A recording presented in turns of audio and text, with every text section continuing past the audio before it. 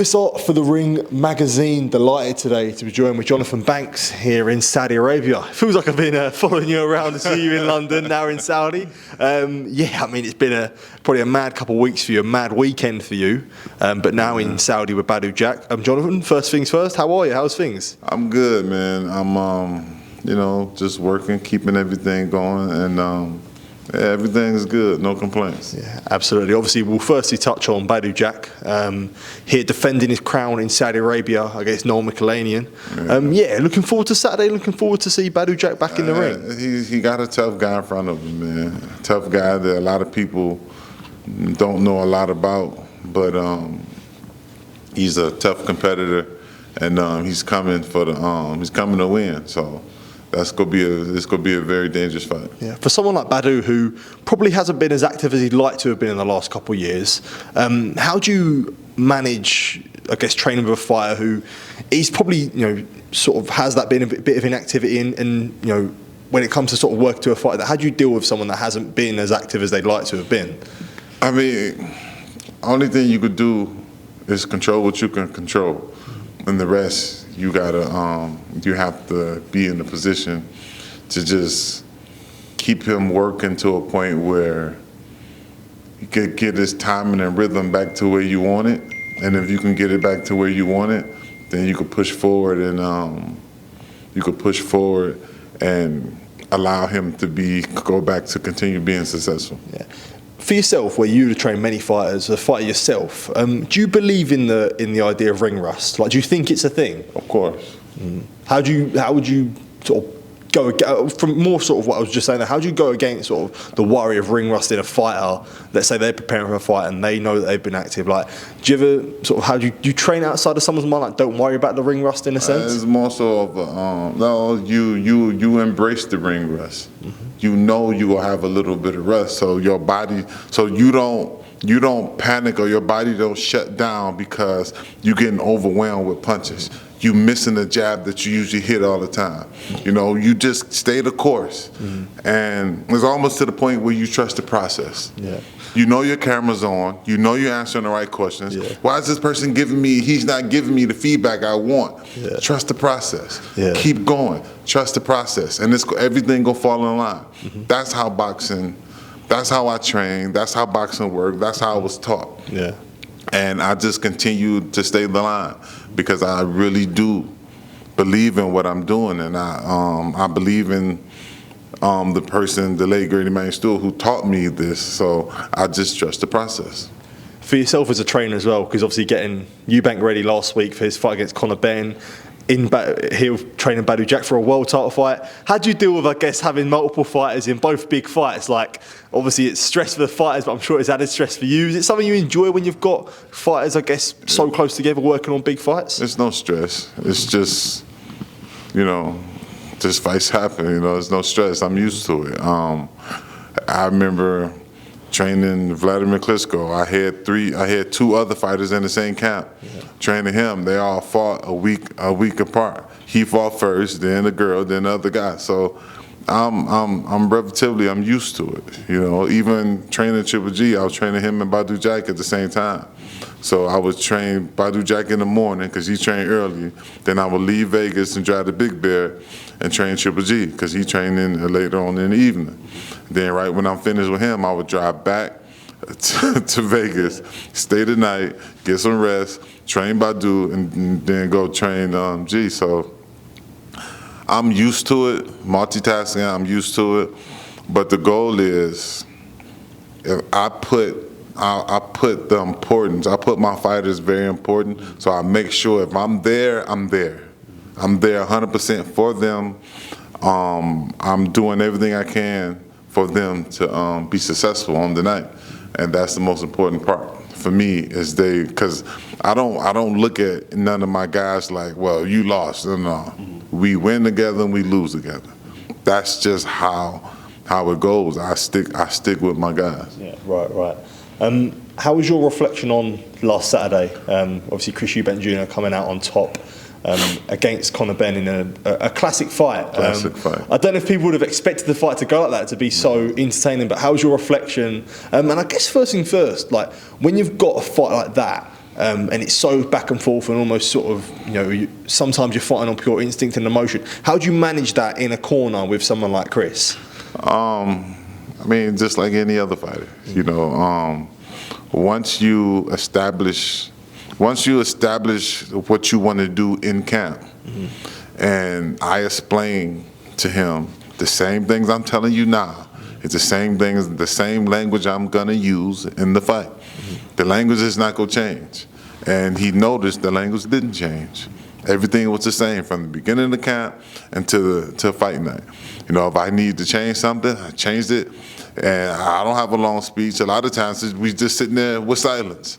I got 20 seconds, I'm gonna say something, and you got another 20 seconds, sit there, just breathe, relax. Nobody got nothing to say because the message was sent and received, and I'll just sit there and wait to get started again. That's what it's all about. It's just most fighters react off of the coaches or whatever the coaches are saying, or if the coach is panicking, there's no need to panic. It's a fight, and we go win the fight, and we go work and make adjustments in the fight, and that's what it is. How do you reflect on Saturday and being a part of such an iconic night in British boxing? I mean, it wasn't my first time being a part of British boxing. I think I always enjoy the fights in Britain because the fight fans are just 90% of the fight fans think they can fight too. But that's why I love it because just like when they go to a football match, 90% of them think they could kick better than everybody else on the field. But I love it. That's one thing that I love about sports. It's just bring people together from all over the world, and they just can enjoy one thing together. If they don't enjoy nothing else together in their lifetime, they got one moment in their lifetime they could sit around all type of people from all over the world and they just enjoy each other. To me, that's the true beauty of the sports and plus the sport that I love. For yourself as a trainer as well, seeing Chris Eubank Sr. there, and seeing the buzz that gave the UK crowd, and I'm sure it gave Junior a real buzz as well. Do you feel like that was something you fed off there as well? Like you saw when you saw sort of Senior there and you saw them together as a trainer, was that something you'd feed off to? Okay. I mean, I'm not trying to be like insensitive or nothing. Yeah. But I don't feed off other people. Yeah. My energy and my temperament is where it's at. Yeah. If the fighter's happy for it, I'm cool. If the fighter's sad for it, okay, that's not cool. That's not cool. So I mean, for him, for Eubank Jr., it was great. Yeah. I'm happy that it happened like it happened. Some said it was planned to be that way the whole time. Yeah. Some say it wasn't. So I'm happy it happened how it happened, as well as I'm happy the fight happened how it happened. Yeah. Have you spoke to Chris much after it? Obviously, we've been discharged. We've been talking yesterday and all today. Yeah, so obviously discharged. Yeah, he's good. It's just for mandatory. I think, when people hear hospital, yeah, they think, he must know. Like, that should be mandatory in the sport of boxing. Boxing commission. Like, if you got guys that went tooth and nail for 12 rounds, why wouldn't you want them to go get medically checked out? Why wouldn't you want them to have a neurosurgeon look in their eyes and give them tests to make sure there's nothing wrong? Why not?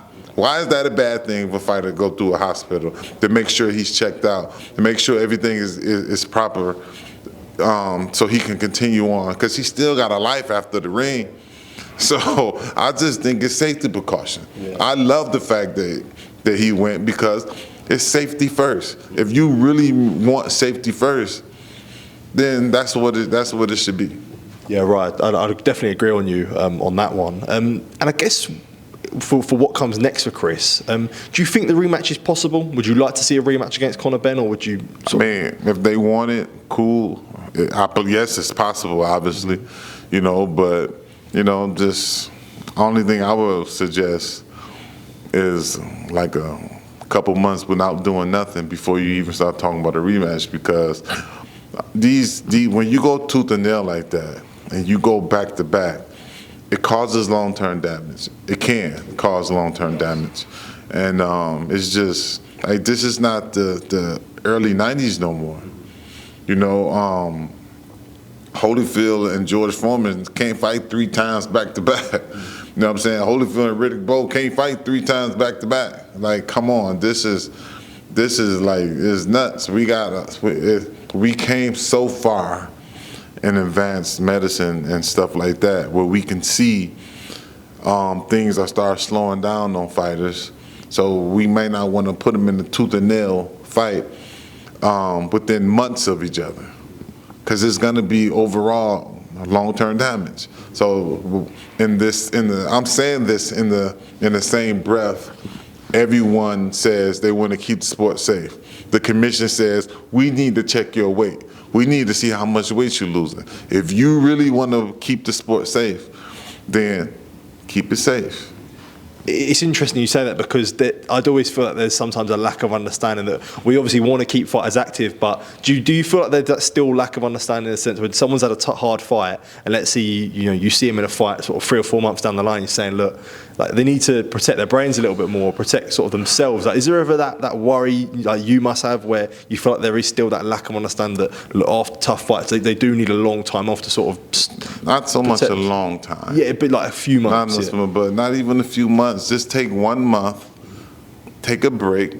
Don't do nothing that got to do with boxing. Yeah. Give yourself a recharge or something like that. Some guys need longer here and there, but the question was, do I think that's taken in consideration?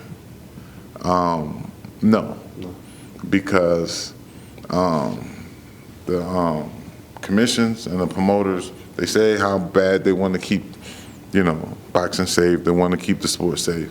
But these are the same people putting these guys in these fights back to back. Yeah.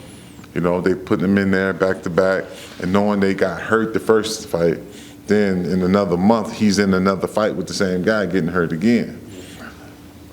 I don't believe that's keeping the guys safe. I think they need, like, when these guys go through these tough 12 rounders, they just need a bit of a longer break. But if it goes against the main bottom line, then it probably won't happen.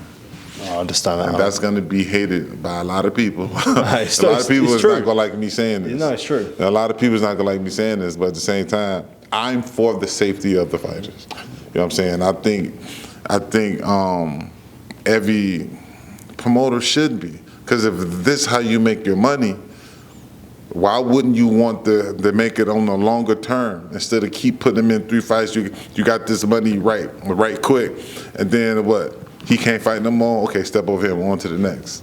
I don't like it. No, I agree with you there, Jonathan, definitely. And for Chris, when it comes to the weight as well, it was no secret that 160 was difficult for him to make. No, it wasn't. It was so with that being said, if you say that, then ideally, if they were to do a Benn rematch, that would be sort of Chris would have no problems making 160 again. I mean, I didn't like the thing about it. Like, the majority of the media talked about the weight disparity, but Conor is a big welterweight. Yeah. He mostly walk around at 175 pounds. Chris intercaps at 170 pounds. It's not a big middleweight. Yeah. He's not a big middleweight. I know middleweights, they'll walk around at 200 pounds easy. In between fights, easy to walk around at 200 pounds. Because they big middleweights. Chris is not a big middleweight. And Conor's a big welterweight. So the weight disparity is not that big of a difference. Only difference is Chris is tall and lean, and Conor is shorter and stocky. It's not that big of a difference. And you can see on fight night, it's not that big of a difference. It's really not. They really only have one weight class in between them. It's not like 2 or 3 weight classes. One is Conor, like I said, is a big welterweight. Chris is a small middleweight. That's just the bottom line. Yeah, so you think Chris can, because that was the narrative was painted that Chris didn't have much long left at 160, but you think he could still continue to make 160 pounds in a safe manner? I don't see why he couldn't, because, like I said, he's not a big 160 though. That's nothing negative. Conor is the big welterweight. You got Bud Crawford he didn't start off that way, but he grew. He's a big welterweight, so it's understanding why he will move up. You know what I'm saying? So I get it, but you know, Chris he's a relatively small middleweight. He's not a big middleweight. And obviously that's my fighter, that's my man. I'm not gonna say nothing negative about him, but so it's nothing negative. But that's just how it is. He's a small middleweight. Okay, interesting stuff. I'll let you go, Johnathon. Appreciate you taking time to speak to me. It's good to be seeing you last week. I do appreciate all the interviews that you did do. No problem. I appreciate the time today, and I'm sure we'll be catching up in the not too distant future. Yeah, I look forward to it. Appreciate it. Thank you, mate. Cheers.